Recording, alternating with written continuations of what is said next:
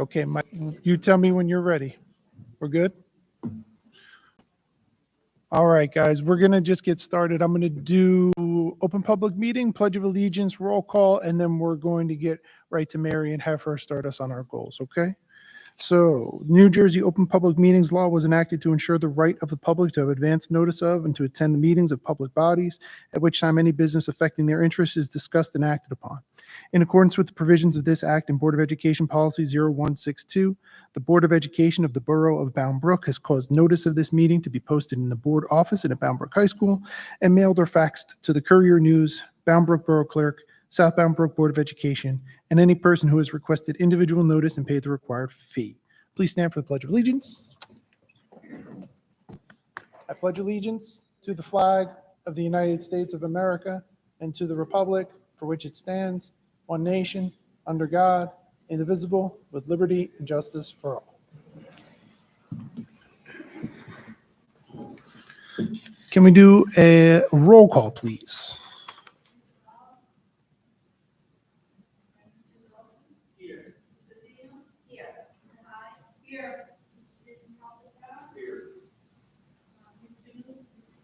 Here.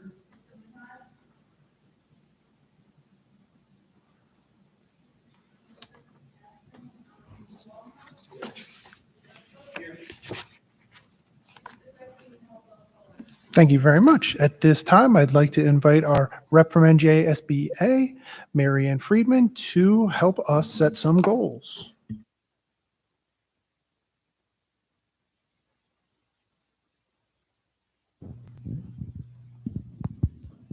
Okay, good evening, everyone. It's a pleasure to be here. Thank you for inviting me in. In your packet, you have your board self-evaluation on the left-hand side, along with then the quick PowerPoint that we're going to go through for the board self-evaluation and the charts. And so I'm going to go over those. What did I do with the clicker? So the board self-evaluation, this is a new one this year, and I'm sure you've noticed that. And so it had some new standards and some new pieces to it. So your board goals for last year were to provide the support and resources necessary to achieve the district's strategic plan goals, support the exploration, expansion of new course offerings and extracurricular activities, support the administration in recruiting and retaining a staff that reflects our community, and then the Board of Education will strengthen communication with families and community members by forming an ad hoc committee. So those were your board goals for last year. Within the board goals, you obviously had some strengths, and the highest number, the highest average that you had, by the way, we're not going to have averages anymore because they really don't necessarily mean anything for your board goals. Okay, it was put in there, and I met with our IT department yesterday, and I said, can we please drop those? Because generally when the board looks at averages in anything else, it's based on a 0 to 4. This is based on a 0 to 3, and that's a little bit different to process. So, but your strength was in providing and supporting resources necessary to achieve the district's strategic plan goals. Actually, all three, the first three were all strengths. The one that you voted yourselves lower on in getting to actually put together was the strengthen communication with families and community members by forming an ad hoc committee. So that's something that we would say is an opportunity for growth, and it may be something that you want to continue for this year and work on that a little bit more, okay, as a board goal. So yellow is the low, green is the high, and blue was the average. So when we look at the board scores in terms of the standards, your vision, mission, and goals were 3.63. Now we consider anything in the regular standards, not the board goals, but anything in the standards that's a 3.0 or above to be a board that's working effectively together. Okay, and you can see you have all threes plus. So your lowest was policy, 3.28. It's hard to say that's low because you're still above a 3.0. Okay, so there are things that when you go through the actual evaluation that's on the left-hand side, which you'll be able to do at another point in time. We don't have time to go through the whole thing today. And I do want you to look at the comments because I think that they're really valuable to look at. You'll be able to see what particularly was a strength in vision, mission, goals, what particularly was a strength in policy, what may have fallen a little below the 3.28. The accountability for student achievement was 3.38. Governance, team relationships, and accountability, 3.68. The highest was resource management and oversight, which is great. And community leadership was 3.54. And then your overall average in the standards was a 3.54. Also next year, because because this is a brand new tool. We've revised this and everything is different in it. So I met with the IT department yesterday and I said, everything that we do is with one decimal point. Can we please change that? That was changed this morning. If I had had my druthers and I wasn't bombarded this morning, I would have reprinted all of these for you so you could have seen what this would look like with just one decimal point, but didn't have that opportunity. So as an individual board member, all of these were above a 3.0, which is great. Your average over all of them was 3.68. That's really wonderful. Am I in your way? Okay. So the next thing that we consider are standouts or opportunities for growth. So in policy, the one thing that I think brought that down a little bit was encourages the development of regulations to guide policy implementation. So as you know, and you pointed out in your evaluation, the superintendent develops the regulations and then implements those. So I don't know if that is something, most of you did talk about that. But if that's the case, then that really should be above a 3. So just pointing that out. Okay. In terms of the board goals, there was something that had to do with the strengthening communication. That was a 1.78. Again, you're not going to see these averages next year, but you would see that 7 people, I think it was 7 people felt that that satisfactory progress was being made, and 2 people felt that little progress was made. So that's something that you may want to continue for next year. And then as individual members' contributions to the team, reviewing the financial reports and ensuring funds are used in an efficient and effective manner. That's a 3.2, which is still above the 3, but it's something that you may want to do. There were a couple of comments about board members really understanding the financial reports because they're very cumbersome, and they are.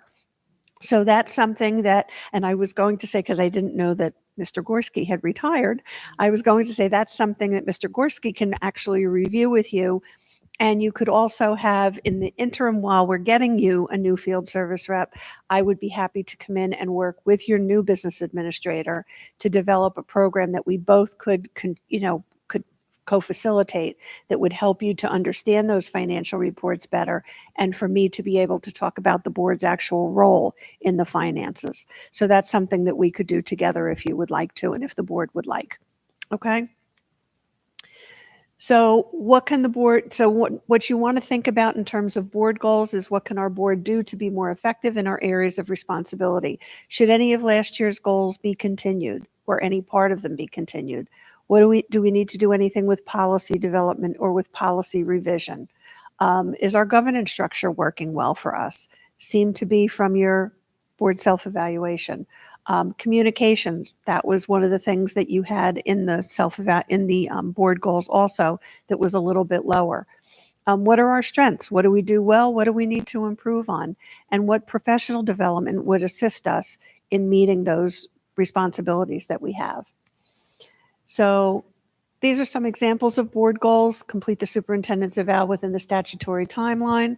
Review our bylaws to review and revise to ensure they reflect our current practices. Explore ways for the board to improve communication to and from the community and about the district. So that's something that you may want to incorporate into board goals. And then become more effective advocates for public education through PD on advocacy. And so now I'm going to thank you for everything you do for your board, for your students, your staff, and your community.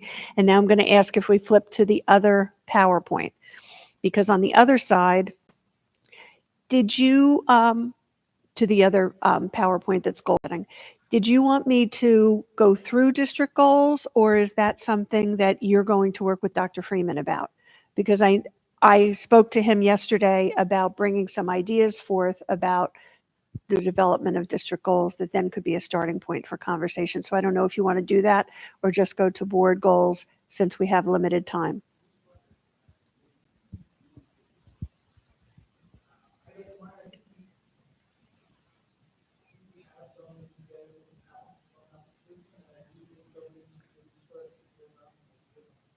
Okay. Okay. Okay. So you're probably very familiar with this because you do this every year. Why do we set goals? Because we want to have a course of action over the upcoming year. We want to identify those focal points that need laser-like focus by the superintendent and by the board. So I always, as I said to Dr. Freeman yesterday, I always talk to the superintendent and ask them to bring forth ideas that they have for what the board, what the district needs to be focused on in the upcoming year, because that's the person you've hired to make those decisions. And then it's a conversation because we do want it to be collaborative. So it's not just the superintendent. I never want it to be that the superintendent is bringing in district goals and saying, here, these are our district goals. I want the board and the superintendent to collaborate on those and to agree on them, because you need to know what you're going to evaluate the superintendent on in the spring, and he needs to know what you're going to evaluate him on in the spring. And as you know, the district goals are part of the evaluation process, and that's in statute and code that has to be in there. Okay. And then, what kinds of things are we doing to address learning gaps? These are some of the things that we talk about, what we've learned about culture and climate, mental health issues for our students and staff, and mental health needs, the need for communication and transparency. When you can have that transparency, there are times that you can't be transparent about all of the things that you're doing because they're not fully vetted yet, or they have their personnel issues or whatever. Recruiting and retaining highly qualified staff. That was one of your goals for last year. What is our funding impact on our planning and on our student achievement and on our curriculum and instruction? And then what is our parental commitment to the education of their students? We did find out a lot about most of these things during COVID. So it was one of the outcomes I think that we benefited from, because we learned about these when we hadn't necessarily thought all about them in the past. So it really is a stair-step model of responsibility. And in your packet, you also have all of your strategic planning goals in there behind this PowerPoint. So your strategic planning goals really are at the base of everything that you do. And those goals and goal statements and objectives are all in there on the right-hand side behind this PowerPoint. And then that informs your district goals and your Board of Education goals. So when you have a strategic plan, your district goals are pretty easy because they're generally going to flow from that strategic plan. Then it informs your Board of Education goals, your administrators' goals, department goals, building goals, teacher and classroom goals, and all of that leads to improved student achievement for all of your students. Okay? District goals have to do with program and instruction, staffing, professional development, facilities finance, often community engagement, things like that. Everyone owns the district goals once they're developed, but it's the superintendent's responsibility to get the work of the district goals accomplished. So to get those goals achieved, or as close as they can be to achieving. Then after you develop those district goals, the superintendent and the administrative team will put together the action plans. And the action plans are the how.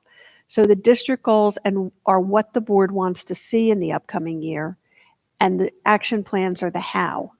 The how is where you find the smart part of the goal most of the time. Okay, in business, it's a little bit opposite of that, but in education, so those of you who come from the business world are often saying, well, we need a goal, but it has to have all kinds of data in there and timelines and everything else.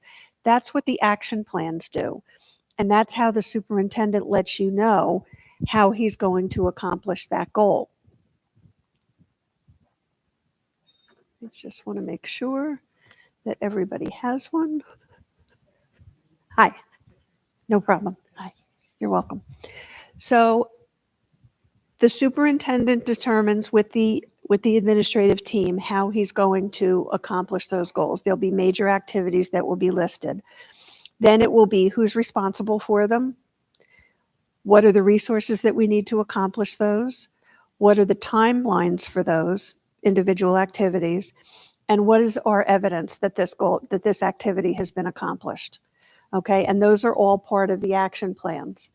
The board then is responsible for board goals, and you can collaborate with these with the superintendent too, talking about how our governance structure is. Is it working well for us? What are our processes? Are they effective processes that we have in place and procedures? And then the board can work on the action plans for those. Okay, the action plans are not rocket science, and it's not brain surgery. It's just pointing out a couple of different items that you would like to see happen within a board goal that will lead you to accomplishing that goal. Okay. And I'm going to send you a sample tomorrow of those action plans and what an action plan can look like so that you can see that. And the board is really responsible for developing those action plans. So this is that cycle, and we're in the June to August, we're setting goals. Action plans are developed by the SUP and the administrative team. And then you're going to look at those results of the key actions that are in the action plans, those major activities. You'll evaluate the progress of those, establish periodic updates. I like November, January, March, and June. November is a good time to do it because it's the first one, and you usually have some people coming to your meetings in the November timeframe. And you want to see what was supposed to be accomplished by, say, November 15th. Has it been accomplished? If not, when can we expect it to be accomplished? January is a great time to do it because if you have new board members, it's good for them to see what your goals are, what you've accomplished thus far, and what's coming up. March is really imperative because that's when you're getting ready to sit down and do the superintendent's evaluation. So you want the superintendent to be able to provide you with a much more comprehensive update at that point in time so that he knows that you know where he is in terms of all of those district goals. And when you sit down to do the evaluation after he's dropped in the district goals and whether he feels he's accomplished those, whether it's satisfactory progress or little or no progress, and puts his comments in, you're not shaking your head saying, I don't remember when we talked about the district goals last, because that will be the third time you're speaking about them at least. And then June to wrap up the year. How did we do with everything? Is there anything we need to carry over? Is there anything that we need to continue to look at? So, and then by July 1st, you will have completed the evaluation of the superintendent's evaluation and have that all as a wrap, so to speak. So we set goals for all of these reasons. I think you know all of that. Whoa. That was a little too fast. I think you know all of this because you're doing this on an annual basis. I know you've done them with Gwen. I know you did them last year with Patty. So these are all things that you know about. It helps you implement programs. It helps you stay accountable to yourselves. It helps hold the superintendent accountable to you, and it helps you hold yourselves accountable to yourselves with the board goals as well. Okay, so we know that effective school boards define clear goals and have high expectations and shared beliefs about what all students should be able to achieve, okay, and what's possible for them. So again, what should our focus be? Most dramatically accelerate student learning, all of these different things. And those are things that if we have some time, we'll talk about the district goals, but I'm going to go right to the board goals. Okay. So just to refresh memories, sometimes the mission and vision gets a little fuzzy. The vision focuses on tomorrow and it provides you with that destination. The mission explains how you're going to get there. Okay, so your mission statement: the Bound Brook Public Schools is a supportive multicultural community that provides an innovative and academically challenging educational program while offering a variety of extracurricular and social opportunities that encourage lifelong learning and citizenship. This is your mission statement. The vision of the Bound Brook Public Schools is to provide a comprehensive educational program that will do all of those things. That's what you want accomplished. Your mission helps you to get there. Okay. So the strategic planning goals that you had were student experience, facilities and finance, communications, community outreach and engagement, and recruit and retain staff that reflect our diverse community. And like I said, in your packet, you have a more detailed listing of what all of those what the goal statements were and what all of the objectives were. And then we usually talk about last year's goals. We don't ever want to have more than 5, okay? Because when you have more than 5, so that's what the action plans will look like for district goals and for board goals. You'll have the activities, who's responsible, what are the resources, what are the timelines, and what are the indicators of success. So when I first came to the association, we had a new superintendent. And I had to come off the board because I took the position at New Jersey School Boards. And so she called me when I was on my way into Trenton. I was using a Bluetooth, nothing illegal. And she said, so we did our goal setting last night. And I said, oh, did you have Kathy come out and do that? Kathy was the field service rep. And she said, no, the board president decided that he wanted to facilitate the goal setting. Knowing who that person was, I said, so how'd that work out for you? And she said, I now have 36 goals. So I jokingly say, as I backed my car out of the tree, I did not plow into a tree. I said, you can't have 36 goals. If you have 36, you can't focus on any one particular things. And you have to run the district on a day-to-day basis also. So I said, she said, what should I do? I said, take a look and see, try and look at 4 different buckets and see what you can find are similar into those 4 buckets. She called and I said, and then develop an overarching goal statement. She called me back the next week and she said, I did what you said. I now have 4 district goals. I have a bunch of objectives, but I have 4 district goals and I can work with that. And I'm happy and the board is happy. And I said, okay, that's perfect. Because when you have that many, you really can't focus on any one individual thing, much less operate the district on a day-to-day basis. And you have a fairly good sized district. So what can our board do to be more effective in terms of policy, in terms of your governance, ensuring comprehensive curriculum and instruction, communications, enhancing your governance skills and performance, professional development for the board? Okay, we often forget about ourselves when we're talking about professional development. And what can we do to support administration to achieve the district goals as well? You had in your goals for last year to provide the support and resources necessary to achieve the district's strategic planning goals. That's awesome. You could technically continue that goal forever. Okay. Then you had support the exploration and expansion of new course offerings and extracurriculars, support the administration in recruiting and retaining a staff that reflects our community. That's huge also. That could also be a forever type of a goal.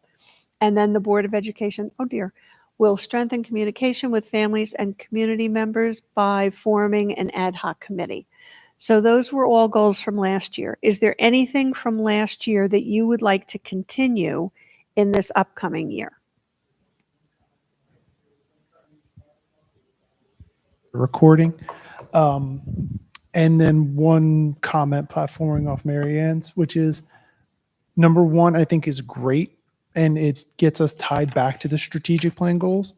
Reading the strategic plan goals, it seems like what we did was for 2, 3, and 4, we picked out things within each of those groups that we thought were the most important and raised the profile.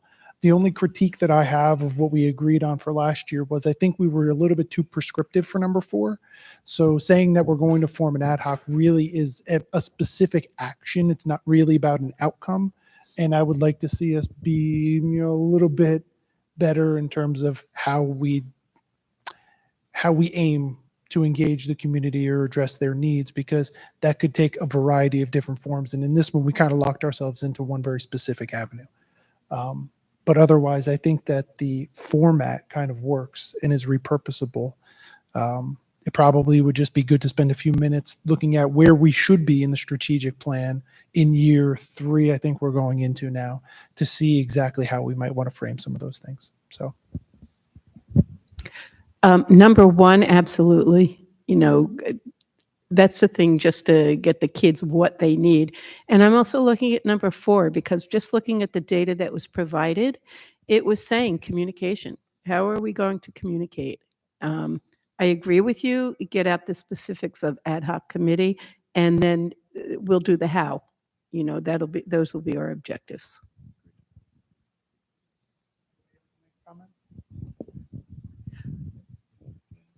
I also think I get to sing too, right? Number two, I'm just really so happy with what we have done to just really support, what's been going on in the schools and really looking at what the teachers have brought to us as this would be a great club, this would be a great, just things, and also from Robin with curriculum. It makes me feel very, very proud, really.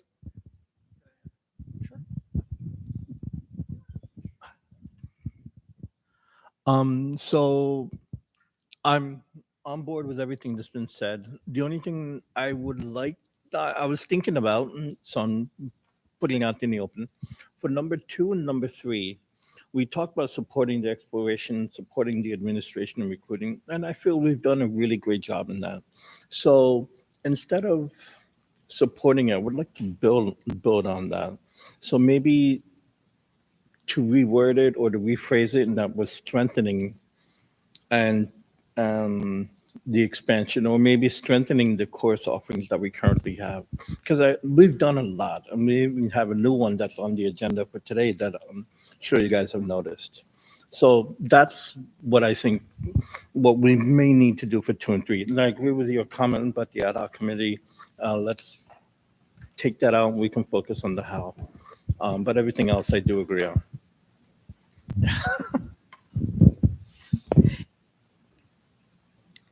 Just going with what you said too, it really is looking at evaluating what we've done.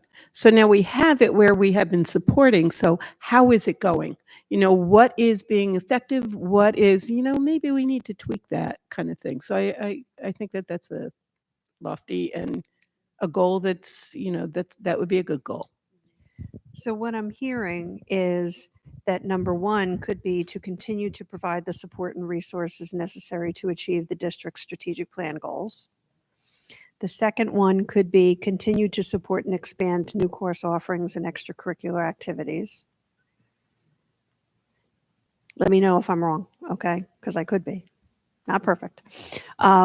Number 3, it could stay the same, continue to support the administration in recruiting and retaining. And number 4 could just be the board strengthen communication, continue to strengthen communication with families and community members. And then, as we said, the action plans will determine how you're going to do that, whether it's going to be by maybe asking the district to do a survey. Did I do that? That was exactly what I thought of. Did I do that? But then the action plans will include the steps that you're going to take to do it, and you can put in timeframes for those and what would be the evidence. Some of those things. So if you wanted the superintendent and the district to put out a survey to community members and stakeholder groups, how would you, how do you feel we're communicating with you? Is it positive? Is it, lacking? And how would you like us to communicate with you? Because, some people may, and you may need to use multiple forms of multiple, outlets for that. And, also, is there another way that you would like us to communicate with you? So sometimes you can get a lot of really good information from that. Surveys are always going to be that the board would be asking the administration to put those out, though the board doesn't put those out themselves. Okay. Just to build on a couple things, I think number 1 is broad enough to support a lot of things. For the communication piece on number 4, I'm wondering if we can, whether it's through the goal or the action plan, identify that communication is not just us to the community, but the community to us. So can we say something that will pursue new avenues to expand communication with the community, not just to the community, but How about two-way? Yes. And not to, be, a contrarian, but also something for us to maybe discuss is, do we want to have something that directly reflects student achievement? So, for example, could we say something broad like, measure the success of the instructional program and identify opportunities to improve it. Not that we have to put a particular number, but something that directly relates to the achievement outcomes. So I like that idea, and I would take it one step further without specifying the measure, just saying that we would seek to measurably improve the student academic performance. And then we can fill in the blanks later, whether that's number of kids that get 4s and 5s in the AP test, it's the high school graduation rate, it could be, NJSLA scores, it could be our internal benchmarks. But I like adding something for that, yeah. That's a little bit more of a district goal than it is a board goal. I mean, you're ultimately going to do those things by doing all of these things, but in terms of, are you okay? Okay. I saw a flash of pain. I just wanted to make sure it wasn't the conversation. As long as it's not the conversation that's painful. Okay. The superintendent is responsible with the administrative team in terms of, increasing student achievement. So that would be a district-wide goal. You would be able to support the improvement of student achievement by support, and again, that's by supporting and providing the resources necessary to achieve the strategic planning goals. You could wrap that right into there. I have something for number 2, Okay. which was the support, exploration, and expansion of new course offerings. Okay. Could it be continue to support the exploration, expansion, and evaluation of course offerings? Does it have to be new, or do we want to look at? I think it's kind of the evaluation of what is working, et cetera, to gather information on, is this something that's, productive and that we want to continue with? Yeah.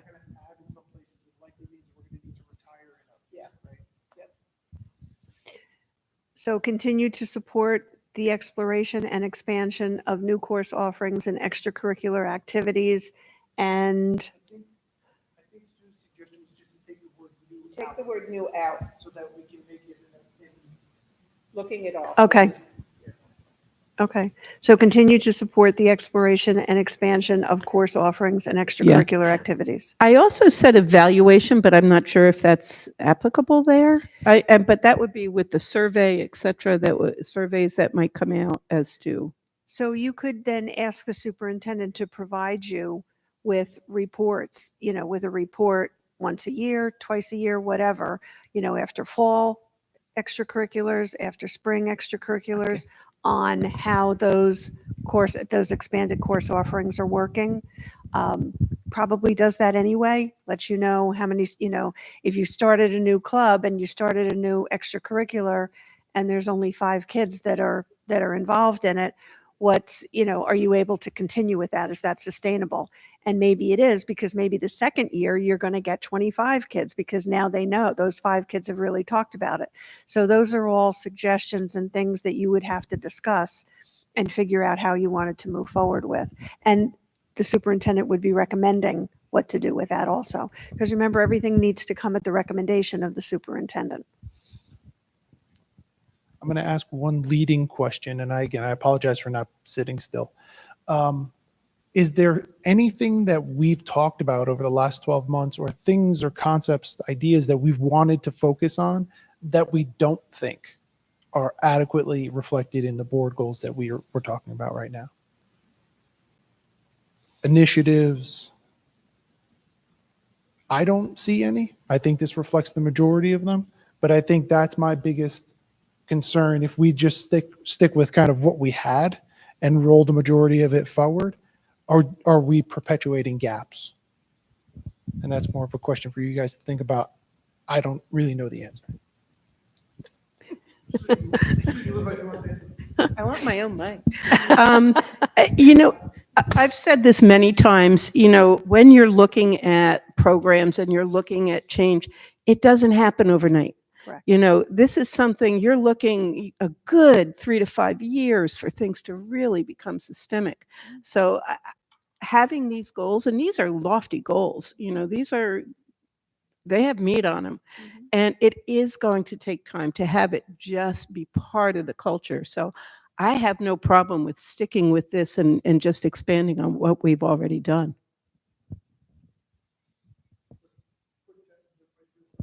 So let me tell you what I have. I'm sorry, did you have something?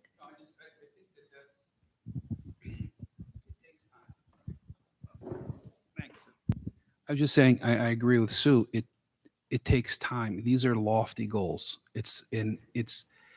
They're well written, and I think that I'm not saying they should be there forever, but I'm saying at least, especially number 4, as long as I've been on the board, number 4 has always been a misnomer for us, right? I mean, we've always, but the one thing I will say is that it has to be a two-way street, because it's one thing to say we will strengthen the community. I mean, we have done in the past, we've done things, and there's no one here. So I think we have to give ourselves a little bit of credit for the outreach we're doing as well. But no, I just want to say I agree.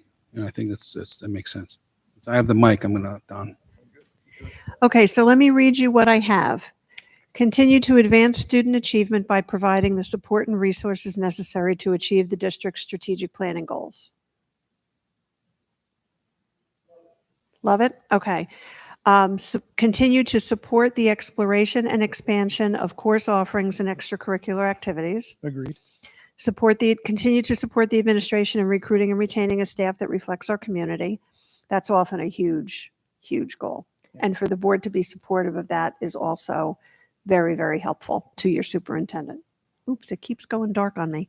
And then the fourth one, continue to strengthen communication with families and community members for two-way communication. Sure. Or I think that you talked about, or did you want pursue new avenues to strengthen two-way communication? 'Cause that was the other one.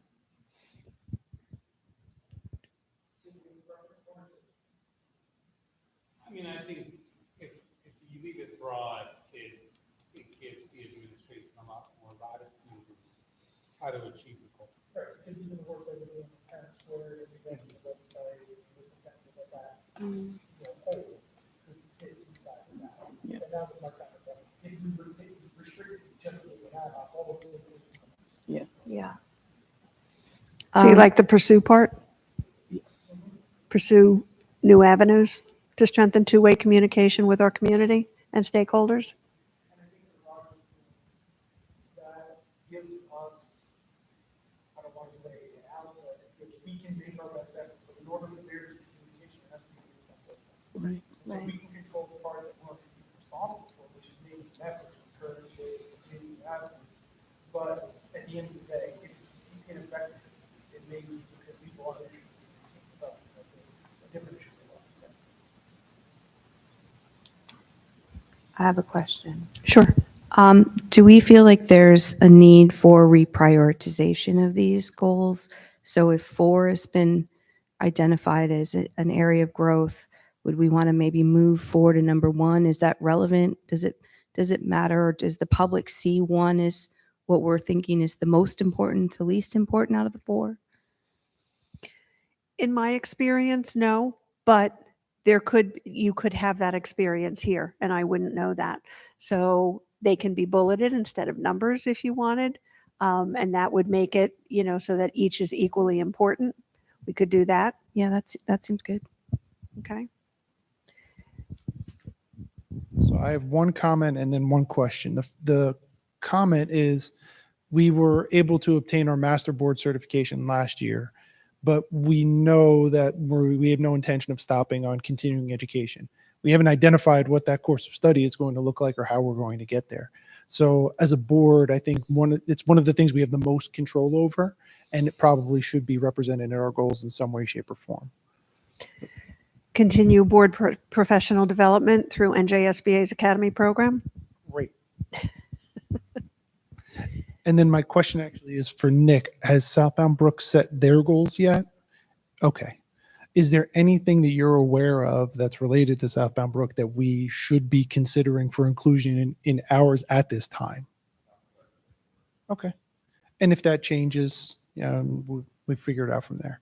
But I just want to make sure that we ask the question so that if there is something that we can and should be partnering on or both have a shared goal, let's get it in there. So now you have 5. 5. There you go. Maxed out. Maxed out. Dr. Freeman, you good? Okay. Everybody's good?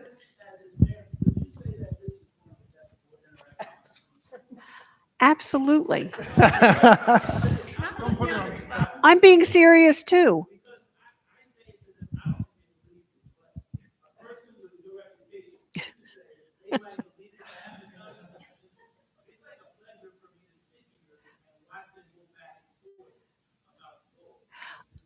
I understand and I agree because a lot of times we go in and we work with boards and we talk about these things and it's absolute quiet. We don't get any kind of input. And then it's us talking and trying to get something that we can start to see heads nodding. And that's when I usually say to a board, okay, if I don't see heads going like this, I'm not leaving. And eventually you're going to want me to go home because you have a meeting to do. So, but no, and just even with the board self-evaluation, these numbers are very, very high, folks. They really are. They are showing that you are working effectively together. And to say that one is lower than another when it's still a great average is, kind of hurts my heart a little bit because I don't want somebody to think that this is, oh, this was the low score, this is bad. It was the lower of the scores, but it's still above a 3.0 and significantly so. So that's why, it's easier for me to come in. And I love it when you guys do the work because they're your board goals. They're not my board goals for you. And I hate having to, put things out there as board goals when I know that sometimes they're not. They shouldn't be from my lips. They should be from yours. So the fact that you want to, revise these a little bit shows that the intent is still there to accomplish those things, but we want to continue to do those things and we're going to, whip it up a little bit. So I think that that's great. So I will type up I have no idea what time it is because I don't have my watch on. Okay. So those were some examples of board goals that we talked about in the previous PowerPoint. I will put together these. So your next step, and I'll put together a memo. So I'll send that to you tomorrow. It'll be tomorrow afternoon. So the next steps is the board's going to develop the action plans for these goals. So under the professional development one through NJ's Board Academy program, what you'll want to do is maybe think about a couple of different programs that you'd like NJSBA to come in and provide for you. Okay. And then when you'd like to do that. So each of our programs is usually about an hour. Goal setting often can take longer. But you guys are so seasoned at doing this. It didn't. And so you'll get a credit for tonight and then you'll develop those action plans. Then you're going to implement the action plans. You want to be able to adopt your district and your board goals at some point in September. You should see the action plans the superintendent administrative team put up, maybe October for that. Okay, giving him some time because it's almost the end of August. So give yourselves some time for that also. You may want to do the action plans through committees and see what people want to do. Sometimes a board will say, I'd like the chairs of our committees to meet and come up with action plan items for these things. And then adopt those district goals and board goals at a meeting. And then in November, you want to be able to report out. And I always really, really, really recommend that the board reports out the same night that the superintendent is reporting out. This is not going to be, a half-hour PowerPoint by either of you. Just, this is what we've accomplished thus far that we meant to accomplish, what we had indicators for. And this is what's coming up next. Our next review of this will be in January. After reorganization, it's a great time to do it. And for the board to do the same thing. We're not talking about a half-hour, update. But that way your community members know, those of you who are here and those of you who might be watching, know that not only did you take the time to come in early to do this tonight, and you're focused on it, but that you're still focused on it in November, in January, in March, and in June. And you want to make sure that you're maintaining that focus, and that helps you do that. When I first got on the board in '99, We met with our field service rep. She came in and we developed district and board goals. We had a new superintendent, so we did all of that. She came back the following year and asked how the superintendent did toward the district goals, and he reported out on those. And then she said, and we developed new district goals with his input, obviously. And then she said, how'd you do on the board goals? And all 9 of us looked at one another and said, and we're like a little frightened. And she said, do you know how you did towards the board goals? And I think I was the one who said, we haven't talked about them since last year. So she said, are you going to now focus on these? Because otherwise, why are we going to take the time to do this tonight? Why waste your time and my time? So we promised that we would. We developed action plans for them. They were exceptional, in my opinion, not because I was part of developing them, but because we really went through step by step what we wanted to do with each goal to be able to show that we were accomplishing that. And when she came back the next year, we were able to say, yes, we were able to accomplish 2 of our 4 goals. 2 of them we'd like to continue with because there's still work to do. But what we had in our action plans, we did accomplish. So now we just need to take it the step further. Okay? So that's my story.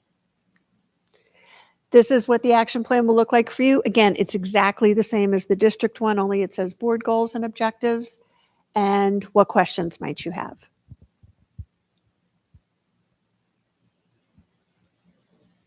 Okay, please take the time to look at that, review that board self-evaluation.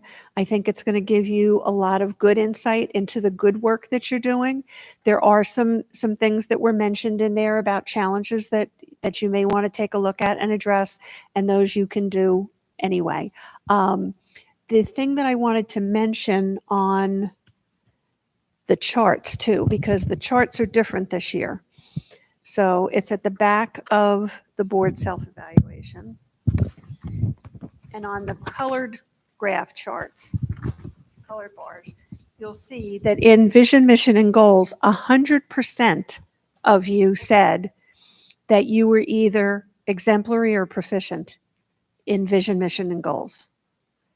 89% of you said you were proficient or exemplary in policy. 95% of you said in accountability for student achievement, you were either proficient or exemplary. 97% of you said that you were exemplary or proficient in governance, team relationships, and accountability. 97% of you said exemplary or proficient in resource management and oversight. And 94% of you said you were proficient or exemplary in community leadership. That's pretty outstanding. The second chart that you see looks very familiar to last year's charts. And next year, you will have a comparison for this year as opposed to your responses for next year. Okay? I thank you so much for inviting me in. I hope you have a great rest of the summer and a very nice evening. And I look forward to answering any questions you might have in the interim while we are preparing to give you a new field service rep. Okay? Thank you so much.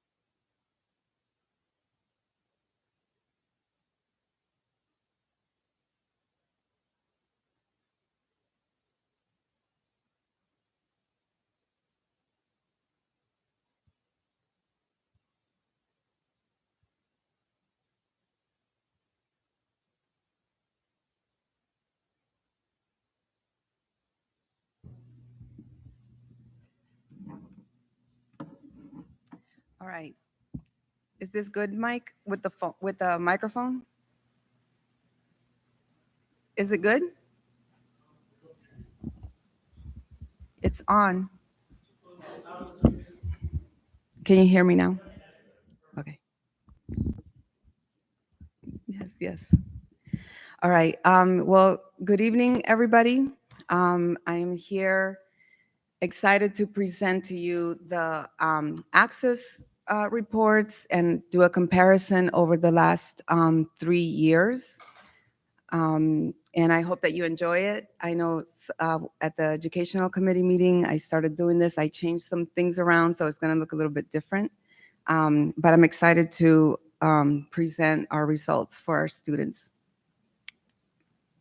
So just a quick reminder, the Access for MLs is a English language proficiency test that New Jersey has adopted as our state assessment for English proficiency.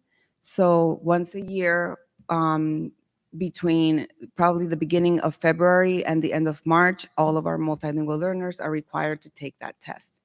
Even the students whose parents have refused services need to take the test as well until they exit out.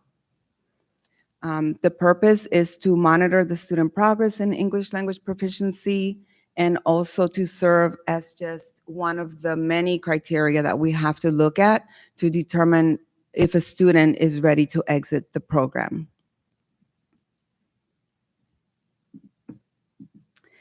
The English proficiency levels can begin at level 1 and all the way up to level 6, which would be fully proficient. Most of our students will exit between when they reach a 4.5, which is the minimum score that they need in order to exit.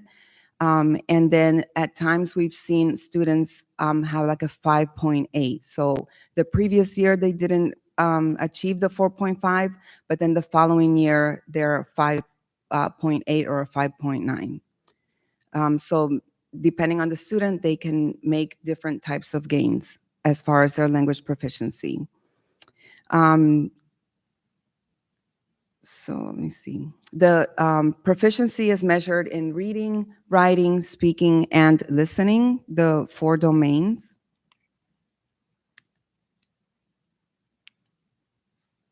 And the way, sorry, I'm just looking at 2 different PowerPoint presentations. So I'm just trying not to confuse myself. So with the 4 domains, the way that the scores are calculated is 15% is attributed to their listening score, 15% to their speaking score, 35% in the writing, and 35% for the reading, which makes up the whole access score for the students.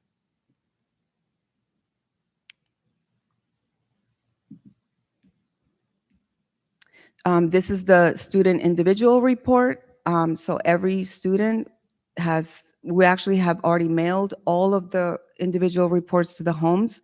The guidance from NJDOE was that we needed to get them to the parents by August 8th. So they were mailed earlier that week. They were mailed to the homes in English and in the home language. So Spanish and some Portuguese. I can't even remember all the languages right now, but every home must get their report in their home language as well as English.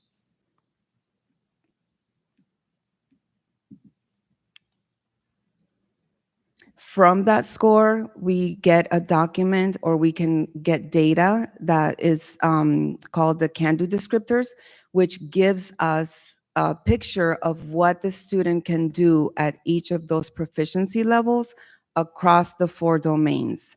So a student could actually have 5 in listening skills and then maybe have a 2.3 in writing and then a 4.0 in reading. So these can-do descriptors, when we access this type of data and put it together with the scores and provide the teachers with that information, that's so valuable because then the teachers can understand what they can ask their students to produce.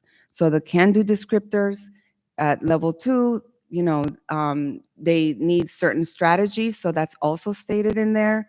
But then the teacher also knows not only how far to push them, but also like how to push them even further so that they can get ahead, kind of like the zone of proximal development, yes, and achievement.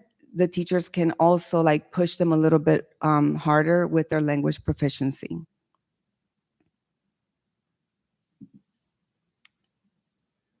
So these are the number of students across all of these years. Last year at this time, we had 644 students. This year, as of last week, we have 676 identified multilingual learners. We do have 70 students currently on our WIDA screener to screen, which have been screened. We've screened many groups this week. So potentially, if those 70 students that say were to be identified as MLs, potentially we could have 743 MLs by the start of the school year, which means that our student population, 35% of our student population would be identified as multilingual learners. Now, what we're seeing as far as like, because this number, even 70 students, is a little bit surprising in present times, but what we are seeing is that not only are students from other countries coming in, but also from other states and from other districts in New Jersey. So we have a lot of students that were already identified in other districts as MLs, and then they're moving into our district. So it's a combination. Normally, you wouldn't see that many students coming in from other districts. So that is why, like, to some of us, that number, even 70, might be a little bit surprising. But that's the makeup of that number. Yes.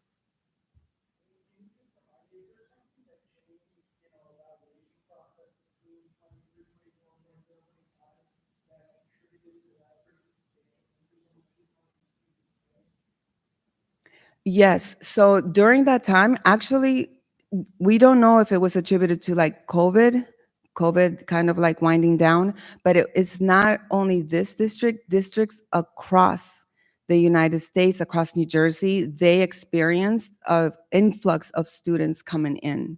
So I think as far as like identifying the students, I think this district had pretty much identified the students. So that I'm thinking is just something, a phenomenon that was happening maybe due to COVID. Okay, so I'm gonna do a comparison.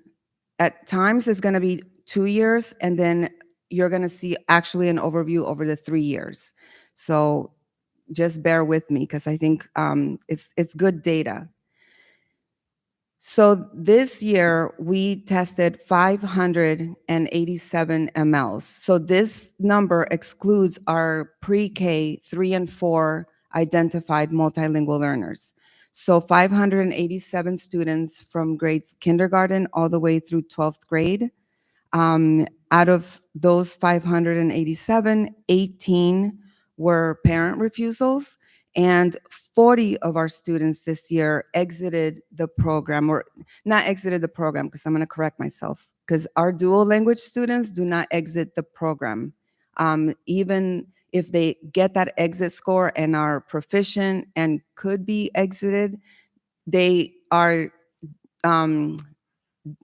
they're not identified as MLs. They're identified as exited, but they remain in our dual language program, because we have to remember that the goal for the dual language program is for our students to become biliterate, and for that to happen all the way through 6th grade, but also in middle school and high school. So we don't want to provide them this great program and then stop it just because they exit.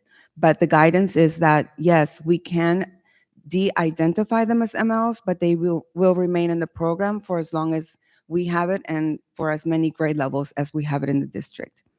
But I did, and we had 8 students that took the alternate access test. Those are special education students that take the DLM they qualify for the alternate access test.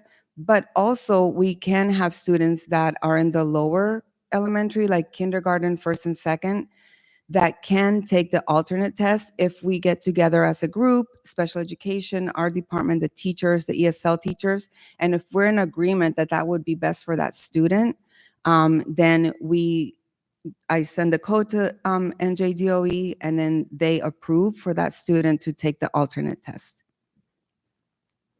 What I do want to point out is that, oh, I'm sorry. I thought you guys were looking at the graph. I'm so sorry about that.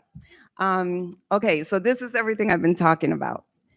What I want to point out is that we had 40 students that exited, right, that had that 4.5 score and are actually excelling. Most of them actually were in the 5.0 to 5.8. But from first through sixth grade, we had 29 of our students exit from those grade levels. And I wanted to just stress that because I know the misconception when we have a dual language program, when students are receiving instruction in their native language, is that, well, they need to learn English. They're not going to learn English if they're receiving instruction in Spanish. But 29 of our elementary students exited the program. That means that the research does show that the more proficient the students become in their native language, the quicker they're going to pick up that second language. So I was just really, really happy to see this number because it's just more data to show that we are doing the right thing for our students. So these are our students that, not just those students, but the dual language students, that's why they can excel even higher than expected when they get to the upper elementary, then the middle school, and then the high school.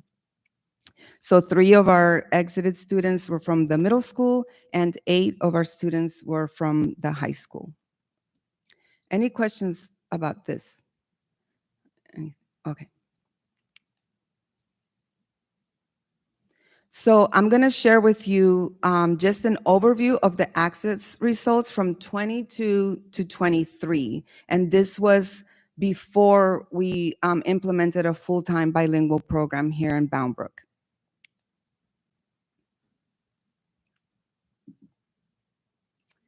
So this is just an overview of like kindergarten through second grade.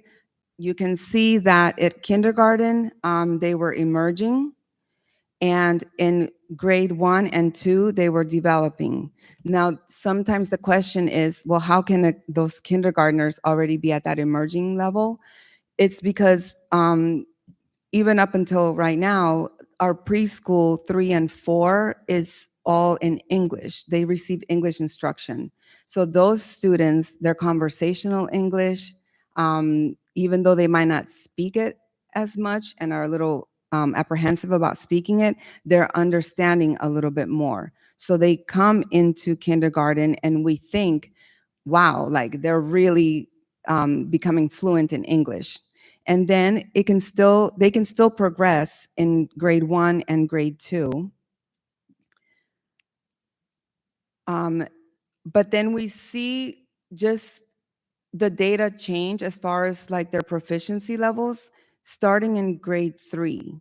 So now you see that the third graders that had been in those programs, or not in the program, but like identified as MLs, now they're at emerging fourth grade. We see a little bit increase in the proficiency levels as a whole. And then we see what research has shown over and over again. After fourth grade, if the students are not provided with a program that will help them be biliterate in their native language and in English, as much as we can think that fourth grader is understanding everything and they're on point, the content becomes too difficult for them. It actually starts in third grade, where that's when they start getting lost. So you're going to see that for the following grades, they don't really leave that emerging stage of proficiency. So this is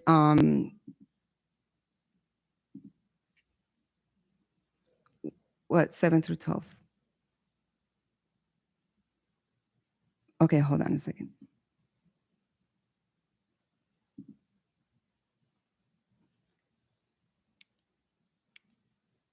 Nope.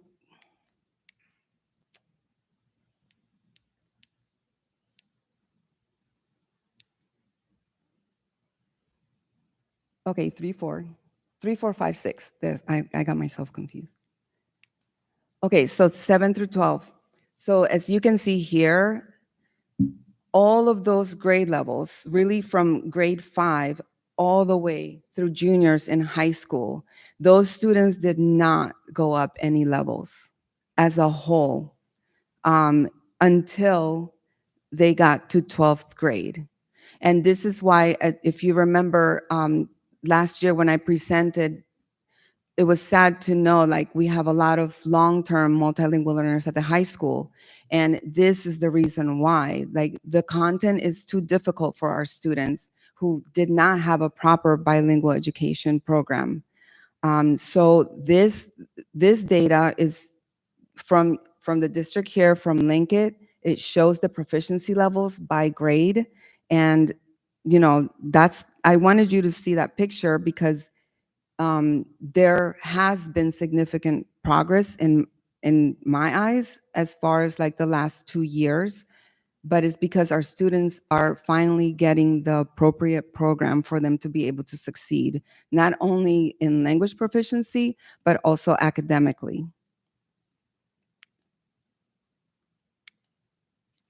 So this data is a little bit different than what we just looked at, because this data shows this year, this past spring, and then the first year. So 23, 24, where those kindergartners now in 24, 25, this past spring, were in first grade.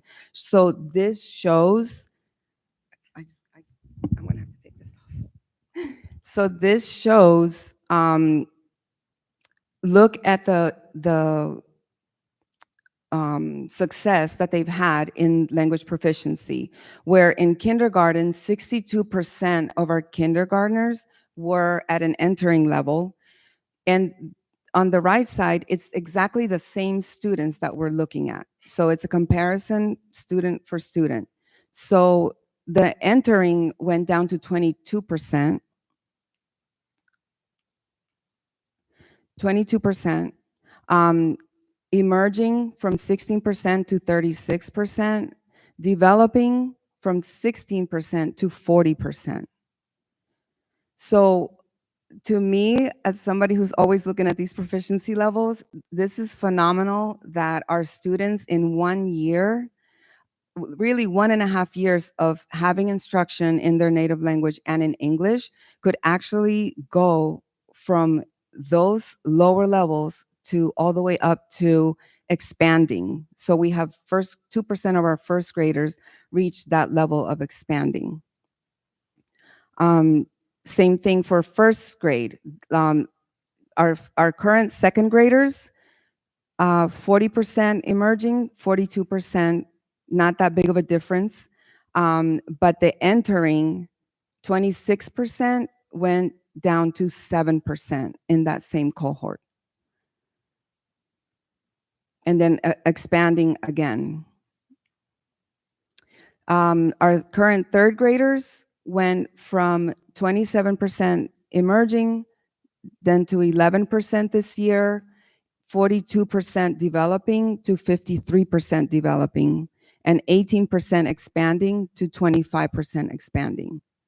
So it's just that normally students don't make this big of a leap in such a short amount of time. It usually can take 7 to 10 years, some researchers say, or 3 to 7 years.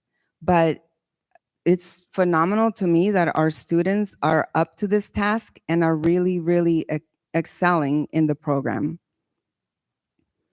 Our fourth graders, we have 22%, 7% this year at entering, where last year was 22%. This year, 7% emerging, 16% emerging last year, but the developing, and then look at the expanding. So this year, 36% of our fourth graders are at that level of expanding. So you can see why we had 29 of our first through sixth grade students exit the program, because they're reaching those higher levels, and 6% bridging.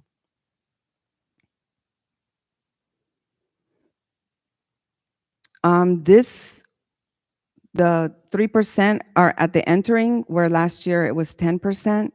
And then 53% are at that expanding level, which is a 4.0 to 4.9. And last year it was 39%. And actually, the last year's is still pretty good for a first year program, right? So I think that's what makes this more phenomenal, is that they did have a lot of gains the first year, but now 2 years into a program, it's even greater gains. So this kind of looks a little bit, the same. There's a few percentage points here and there, but the entering 8% went down from 19%. Seventh grade, it kind of just looks a little bit similar. This is where we see, like, sometimes our students are going to struggle, especially because, remember, at the middle school and the high school, we don't have a dual language program. So this year, seventh graders, 51 are developing, but last year, with 1 year of bilingual education, they were at 43%.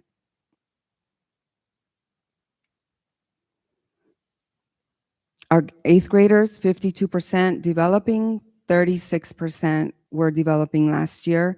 And then emerging, 15% this year, where they were 40% last year. But we do have 6% of those that are in the bridging level.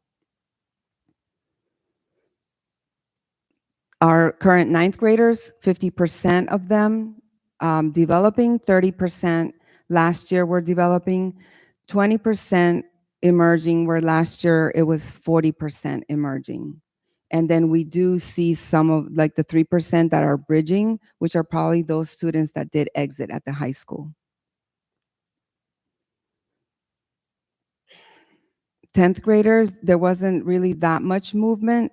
But we have to keep in mind that this is where we did have a lot of newcomers last year at the high school, and also is where the long-term multilingual learners are. The first graphs that I showed you from 2022 to 2023, this is what, those students, this is actually, they have increased their proficiency, but not as much as we would have liked for them to increase it at this point. And 11th grade, we have 19% of the 11th graders this year that were fell into the expanding proficiency, where last year it was 3%, and 19% emerging, last year 12%.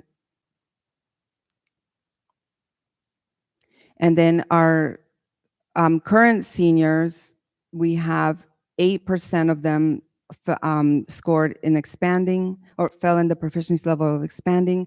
Last year there was 4%. The entering, 42% last year, and then this year's 12th graders are 38%. So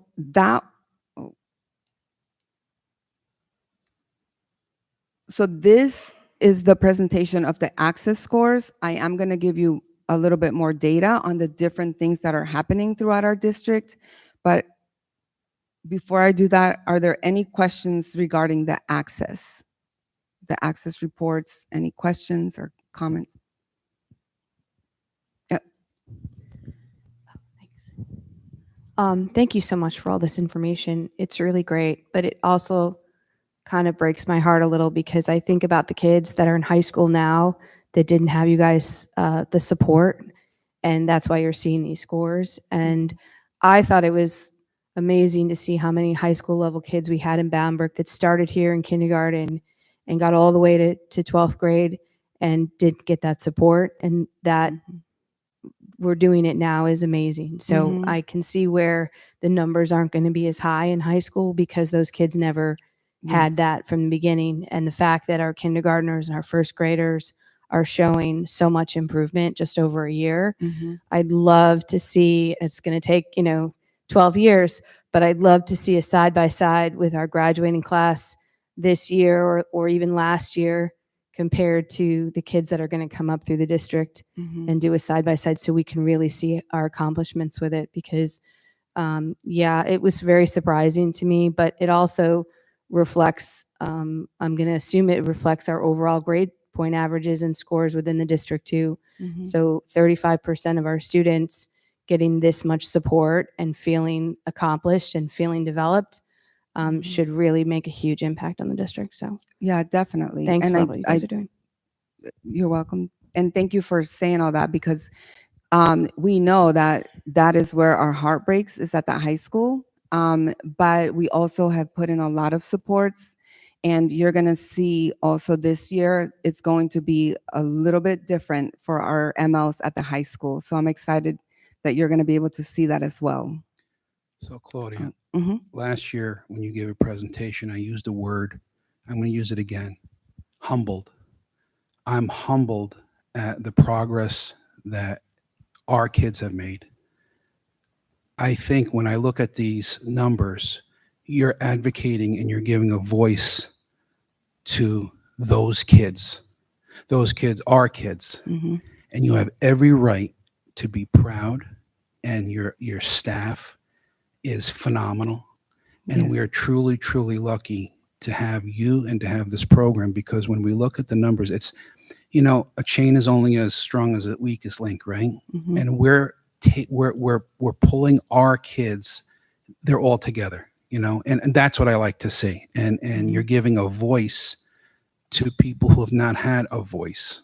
So I want to say phenomenal work. Keep up the great job. And Thank you. I think I can speak on behalf of the board to say that we are extremely, extremely proud of you and your department. Thank you. Thank you so much. We all want to comment. Oh, I'll wrap up the comment. Okay. So sorry about that. Mhm. You had mentioned 18 kids, their parents sort of refused the program. Mhm. And I go back to one of our board goals we just talked about earlier about communication. And I feel like this might be a really big area that we can, as a district and a board, really influence our parents and our community to not walk away from this, to take it. It's not a punishment. We're not punishing our kids by supporting them, and I'm not quite sure maybe the parents aren't understanding, or they have their own self confidence that it maybe it reflects on their confidence level a little Mhm. bit. So if maybe we can put something together as a community, a communication from the district of take it, it's proving successful and your kids are only going to be better from it. Yes, definitely. Thank you.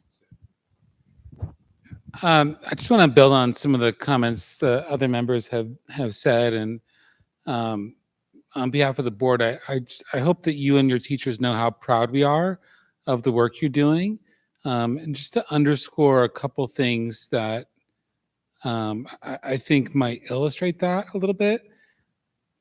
Just 3 years ago, those of us on the board were told that things like a dual language program wouldn't work in Bound Brook. They weren't possible. We can't do that here. And you've totally changed that perception. And if anybody's tried to ever learn a language other than English, or if English is your second language, it takes most people 6 or 7 years, right? Mhm. And if you ever heard me try to speak Spanish, you probably say I need another 6 or 7 years.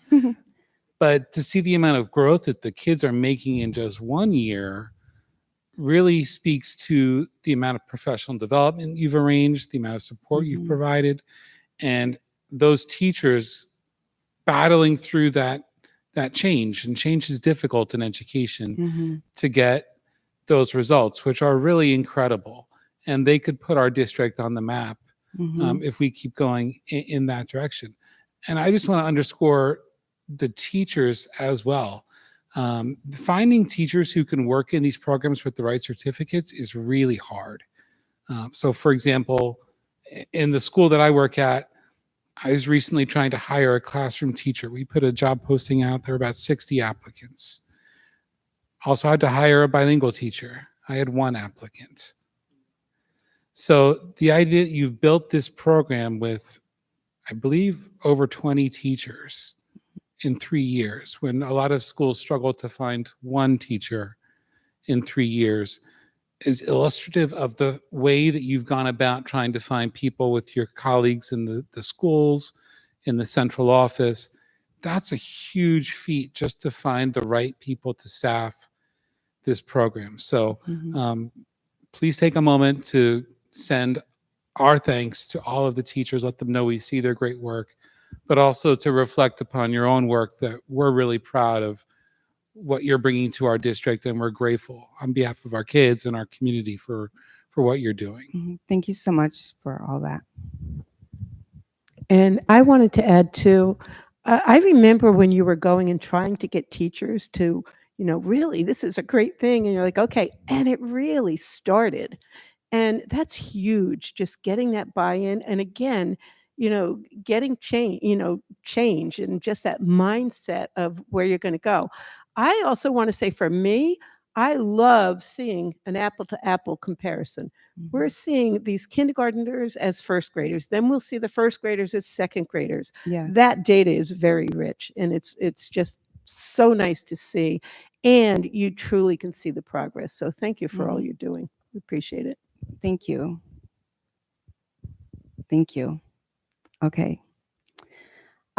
So if you remember, this was the first year where we actually did a Spanish placement test, not only for our 8th graders at CMS, but also South Bound Brook.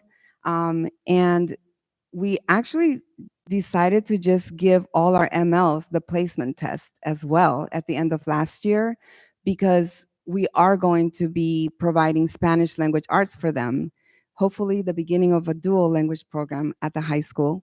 But you're going to be so pleased at the results of 148 MLs and where they placed as far as their Spanish literacy.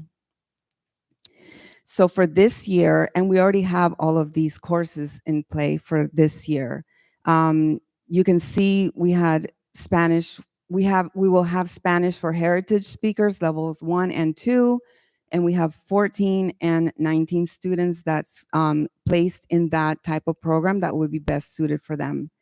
3 in Spanish Language Arts 1, Spanish Language Arts 2, 35.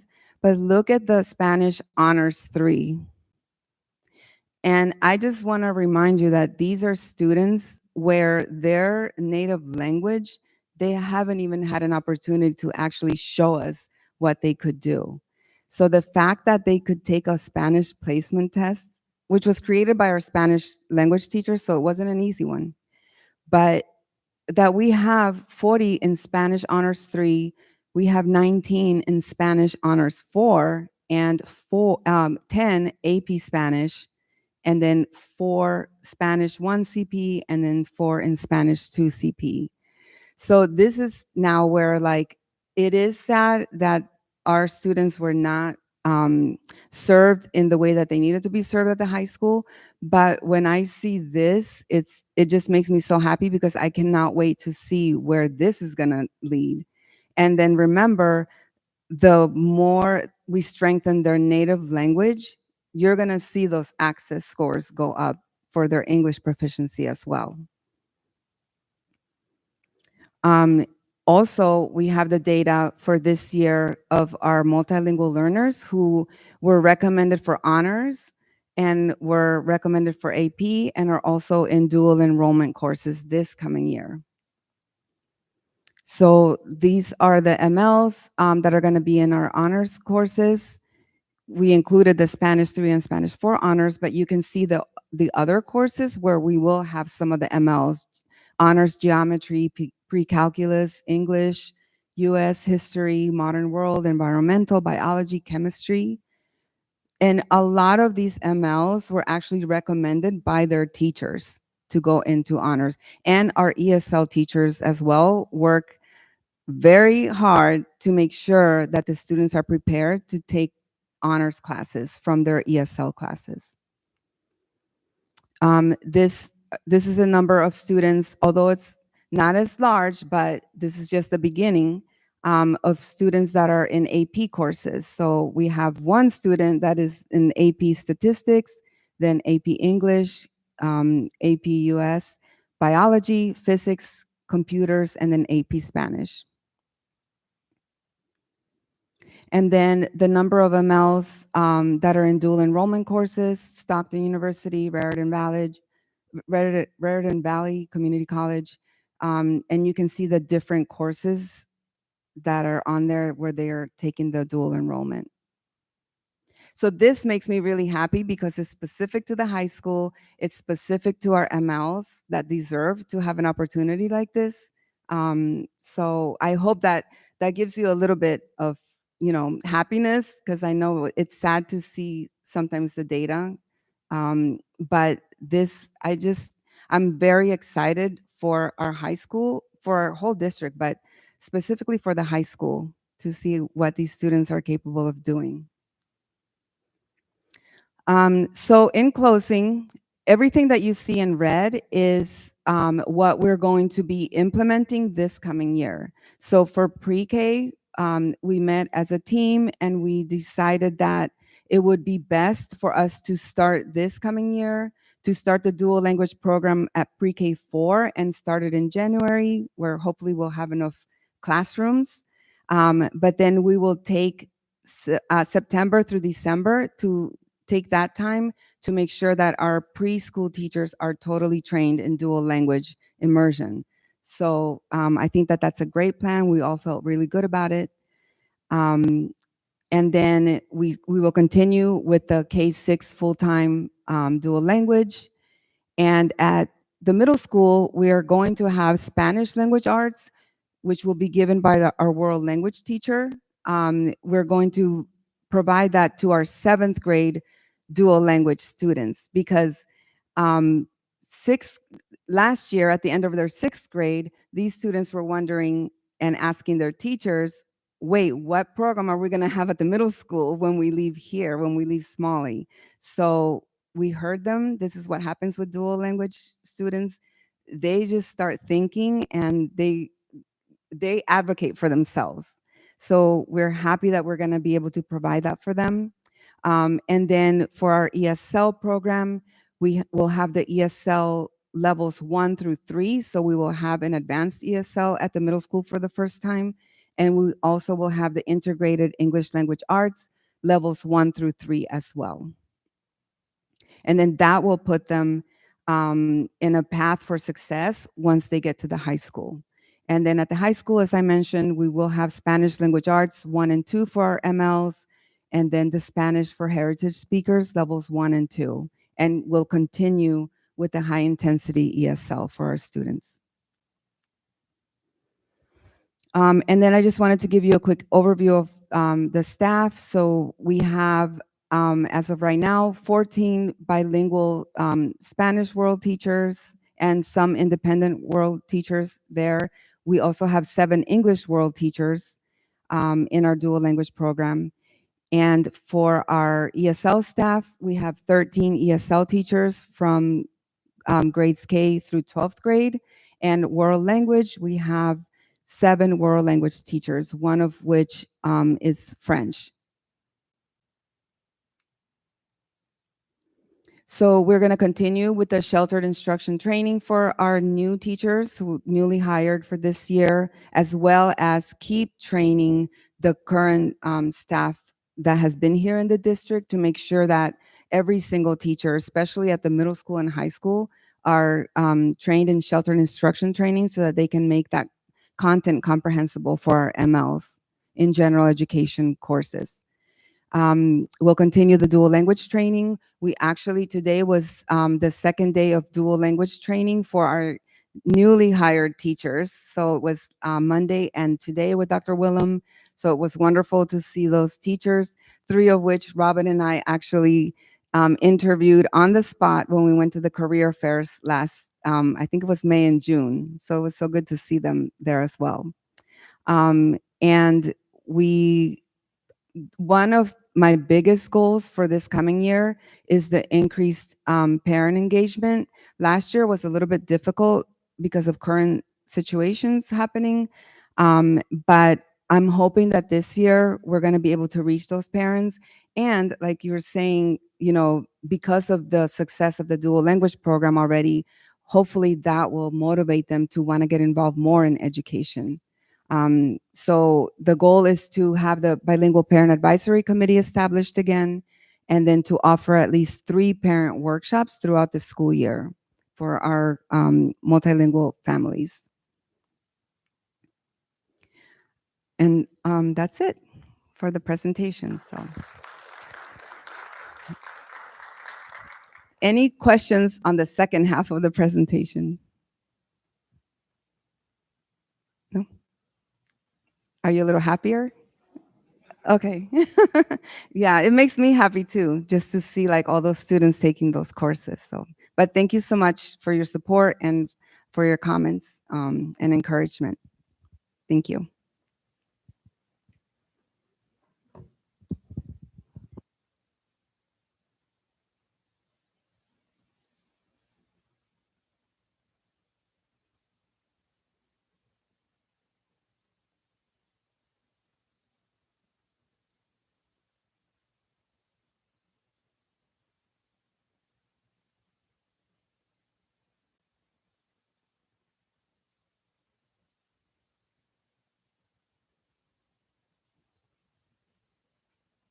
So since I saw Don make his way for the exit, and we've been going now for probably close to 2 hours, why don't we take 5 minutes for anybody that needs a break and get settled, and we'll reconvene.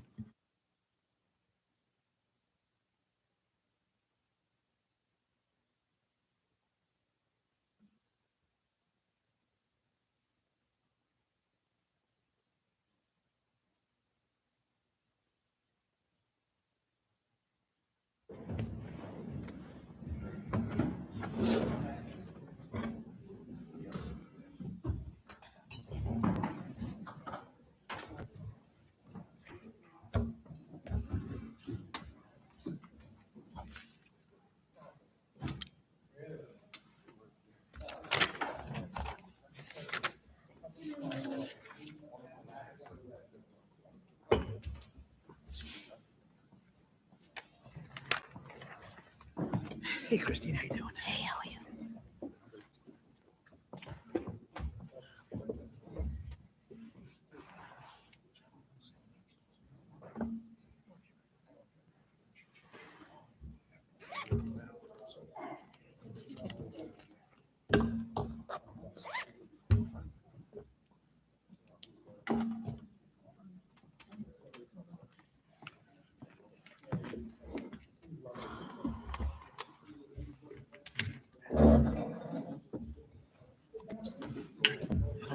I don't think we have a lot of public comment today. It's too late for them to stay.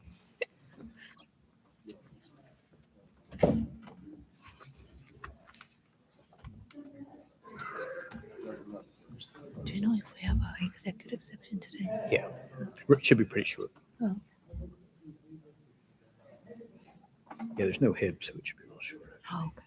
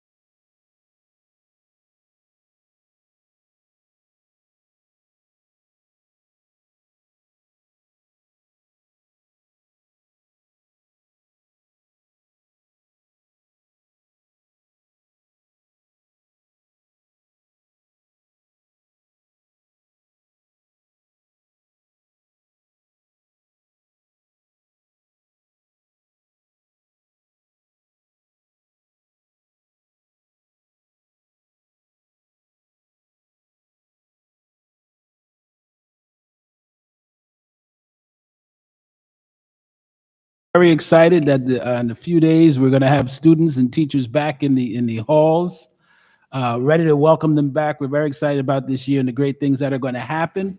We also have on August 30th, we have our Community Day where we're partnering with Middlesex to have a backpack giveaway. We're also going to have activities for students, face painting, games, food trucks, everything you can imagine for a fun day to try to get the community together to come out.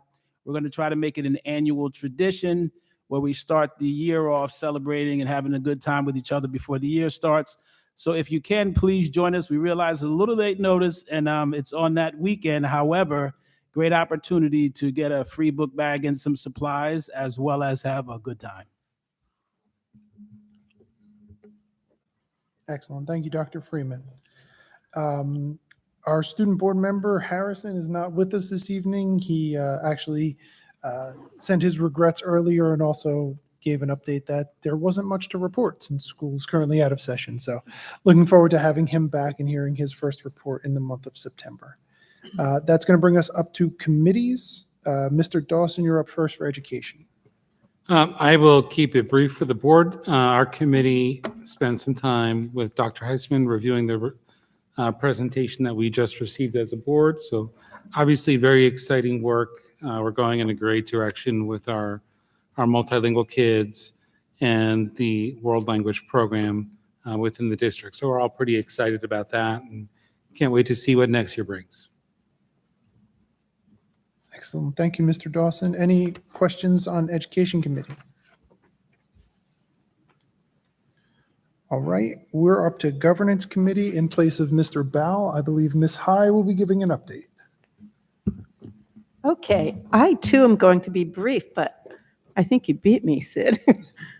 In the committee the past, when we met in the first week in August, we really went over general policies and regulations, and it really went from a number of things. There were 8 policies that were reviewed.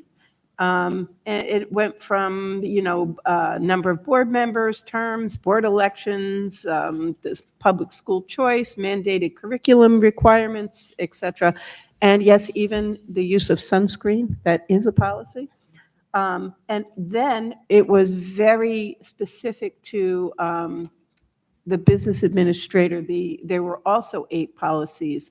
And it just was, the school accountants, the auditors, being peer reviewed, just legal services, et cetera. So we just went over everything that was mandated and the regulations, and those are all on the agenda for tonight. Thank you, That's Ms. it. High. Any questions regarding Governance Committee? All right, let's stick with Ms. High for HR. Okay, this one, we have our spreadsheet that has all the positions that we need and the leave replacements, et cetera. And it really is, I say it every time, it's a living document. There were 19 positions that needed to be filled, and that has been whittled away. There are a number of new positions on the agenda tonight, for the, actually for all schools. Very excited after that presentation to now have a new Spanish teacher coming. So these are all good things that we're excited about. Also on that, in our committee, we went over the job descriptions for an assistant BA, just looking at the revision of qualifications, just to have somebody who would be coming in and just have a very wide, broad knowledge. One of the things, we were looking at specifically was their work with grants. This is just very, very helpful with getting things moving along. We also looked at the cheerleading, because we had a group that really has grown, tremendously. And this is considered a sport. So there was a sidebar agreement. That too is on tonight's agenda, and I'm very excited about this because this started from a very small group and just has expanded greatly, and it's just so nice to see the kids getting involved with these things. And that's it from me. Thanks, Sue. Any questions regarding the HR committee? Hearing none, we're up to Mr. Zupko for operations. Well, unfortunately, or fortunately, it was one of the longest meetings we had, the operations meeting. So there was a lot of good stuff that we spoke about. So I'm going to try to keep it as quickly as possible. So we spoke about a couple things. The first one was the preschool modular site permit. We had a deficiency letter.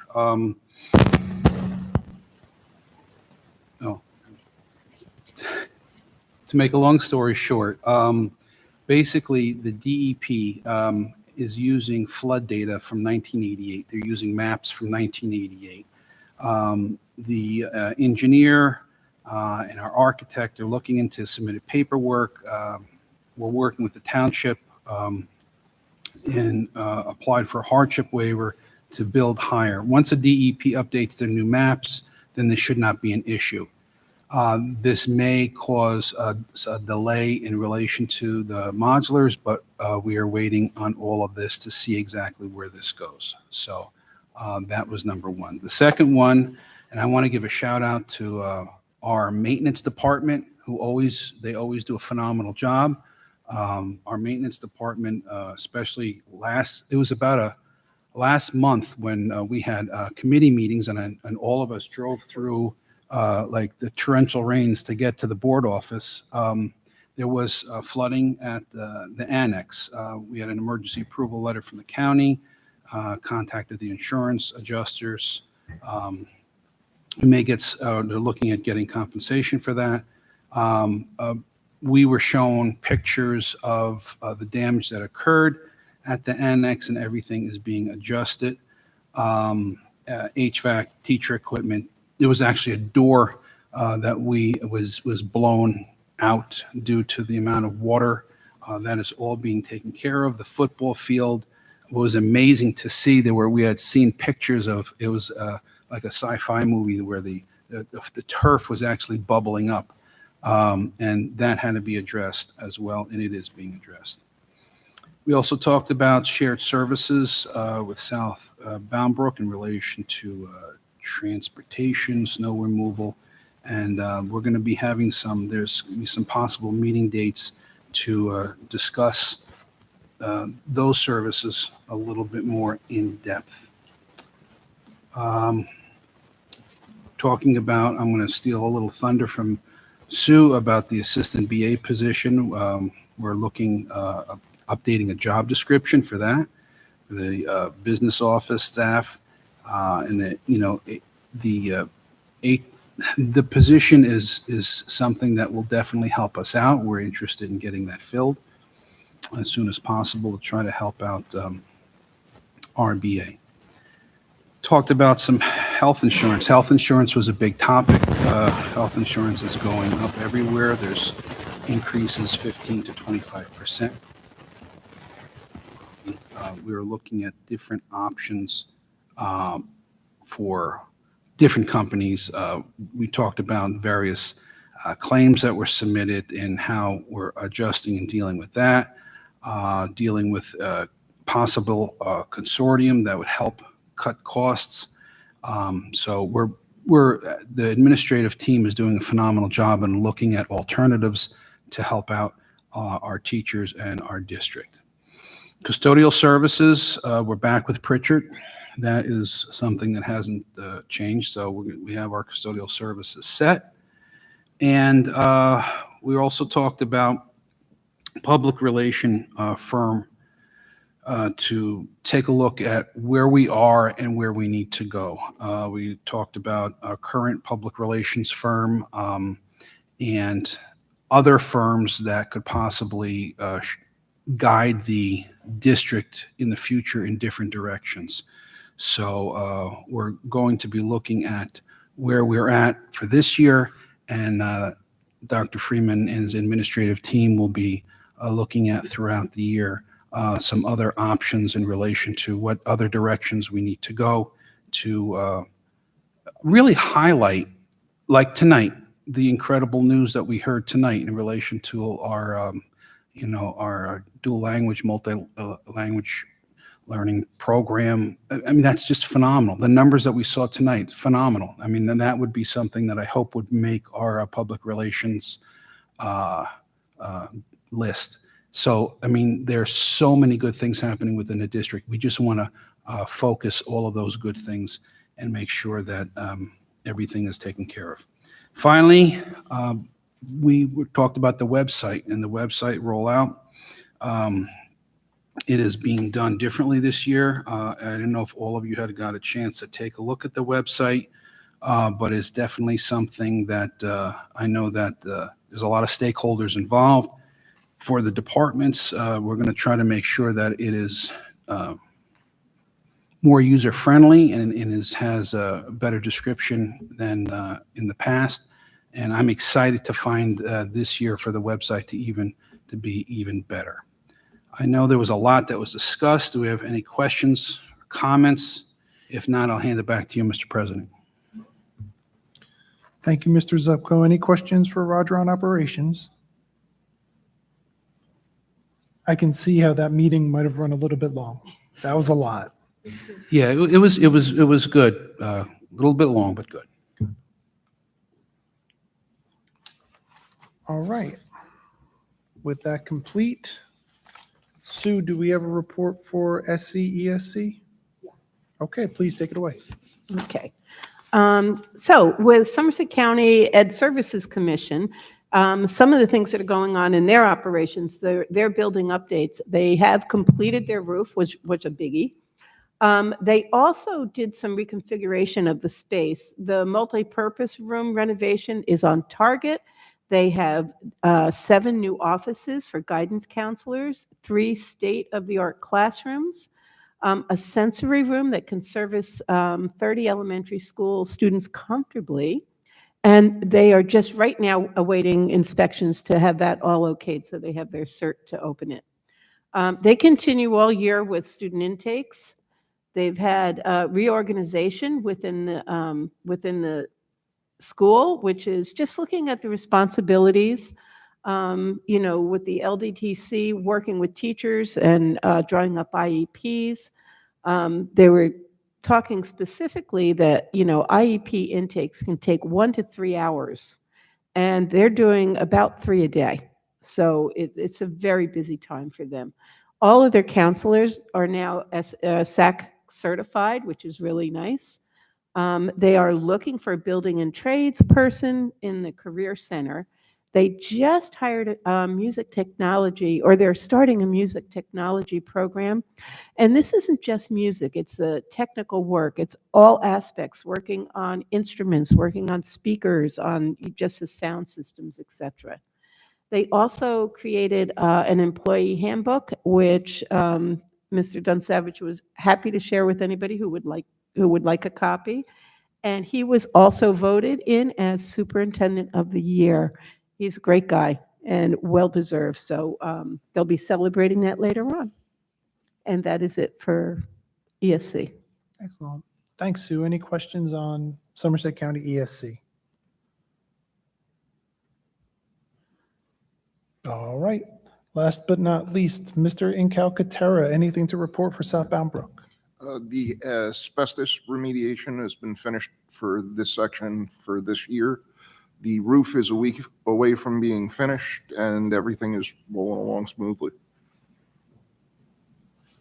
Good to hear. Any other comments or questions for committees in general? All right. Hearing none, we'll complete that part. So we're up to item 5.1, open to the public for agenda items only. It doesn't look like we have anybody here, but we'll offer, if you do want to make a comment, come down to the podium, record your name, address, and affiliation, and everybody has an opportunity to speak, and please limit comments to 3 to 5 minutes. Great. Item 6.1, be it resolved that the Bound Brook Board of Education, upon recommendation of the superintendent, approves the meetings of the minutes of the following meeting, regular meeting minutes from July 23rd, 2025. Can we have a motion? Thank you, Mr. Dawson. A second? Second, Ms. Guzino. Any discussion? Hearing no discussion, can we have a roll call, please? Yes, Mr. Dawson. Ms. Guzino. Yes. Ms. High. Yes. Mr. Incalcatara. Mr. Januzzi. Abstain? Mr. Minhas. Yes. Ms. Wilson. She's absent, I'm sorry. Mr. Bowman. Yes. Mr. Zupko. Abstain.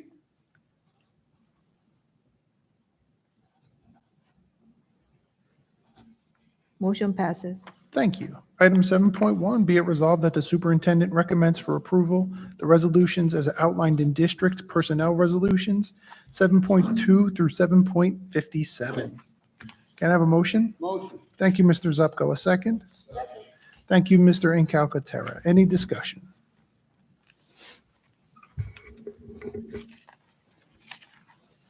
I just want to say real quick, when I was talking before about the amount of work that goes in from the administrative team to get this going for September is incredible. So to see all these, the new hires, just very happy to see this. Also with, is it in this or the next one with the professional development? I love seeing that.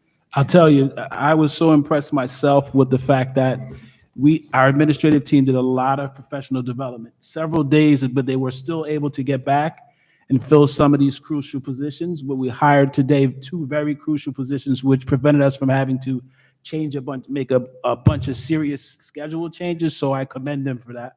And tonight you guys will have the next couple of days off. Thursday, Friday, Saturday, Sunday, you have those days off. All right, for that extra work. But I appreciate you. I just wanted that to be known. Well said. All right, where are we at? I had one more thing. Sure. I really, really enjoy seeing when we have the student teachers come in the mentoring. That's such an important part, for us to, I'm so happy that our teachers are receptive to having having these students come in really to learn how to be a teacher, to see that and to see it with the different universities. Thank you. I just love seeing it. And I'll just add to that, maybe this is the night to give all this praise away, but Robin worked really hard because we had gotten to the point where we weren't getting student teachers. And that was a pool for us of people that we knew, who we saw their performance, so it was easy to hire them. But she talked to Rutgers, she talked to different universities, and now we're back up to a significant number of student teachers who we will eventually be able to hire as our permanent teachers. That's great. You picked the right meeting to attend. Kudos. Nice job. Any other comments or questions? I think we're still in section number 7. All right. Ms. Lee, a roll call, please. Yes, Mr. Dawson. Yes. Ms. Guzino. Yes. Ms. High. Yes. Mr. Incalcatara. Mr. Januzzi. Yes. Mr. Minhas. Mr. Volmer. Mr. Zupko. Yes. Motion passes. Thank you. Item 8.1, be it resolved that the Bound Brook Board of Education approves the resolutions as outlined in district education resolutions. These are items 8.2 through 8.35. Can I have a motion? Thank you, Mr. Incalcatera. And I have a second from Ms. High. She'll finally get one. Open for discussion. I can't stop tonight. Oh, okay. I'm so curious because I want to see the handbooks. I love seeing those, and like the one from ESC, that too. So if we can get a copy of that, I'd really appreciate it. Okay. Just wanted to do a shout out to our special services department. I love the manual, the updated, the clarified, the protocols. I think it's phenomenal. It's easy to read, and I think it's spot on. So I just wanted to say excellent work, special ed department. Thank you.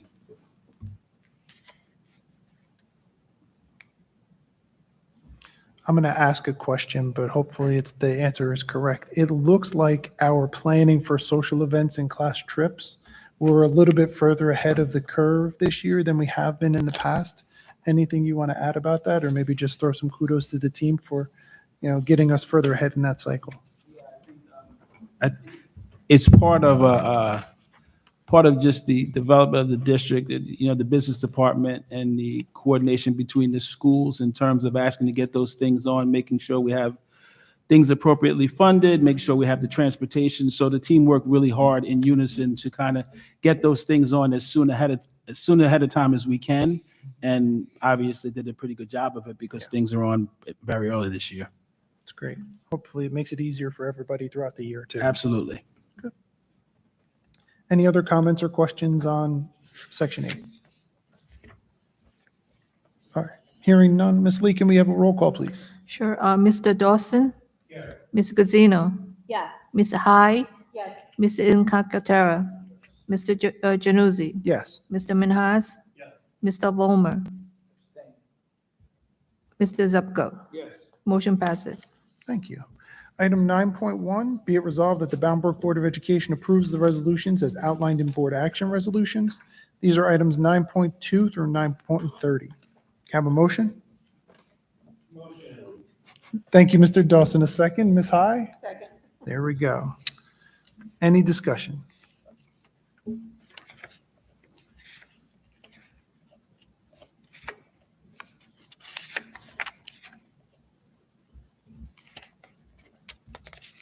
Going once, going twice. I just saw this now. We wanted to thank the donation that we received for the backpack and the gift card. We really, really appreciate it. Thank you so much. Yep, absolutely.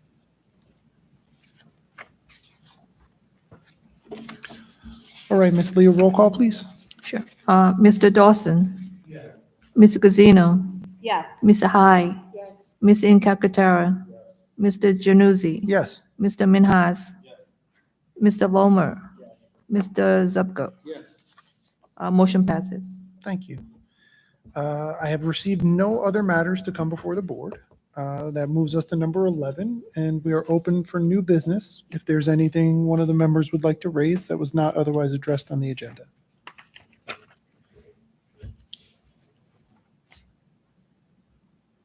All right. Hearing none, we are open to the public for discussion. There are no members present, so we will move on. Do we have a need to go into executive session this evening? Yeah, just number 7. Just number 7, okay. So resolved that the Board of Education enter executive session as allowed by NJSA 10:4-11 for the purpose of number 7. Can I have a motion? Thank you, Ms. High. A second? Second, Mr. Minhas. All in favor? Aye. We are adjourned to executive.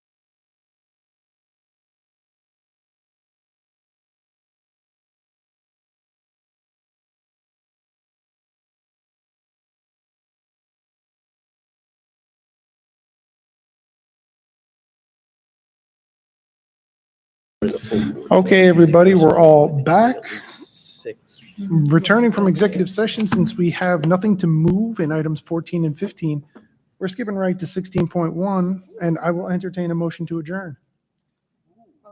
Thank you, Ms. Guzino, a second. Thank you, Mr. Incalcaterra. All in favor?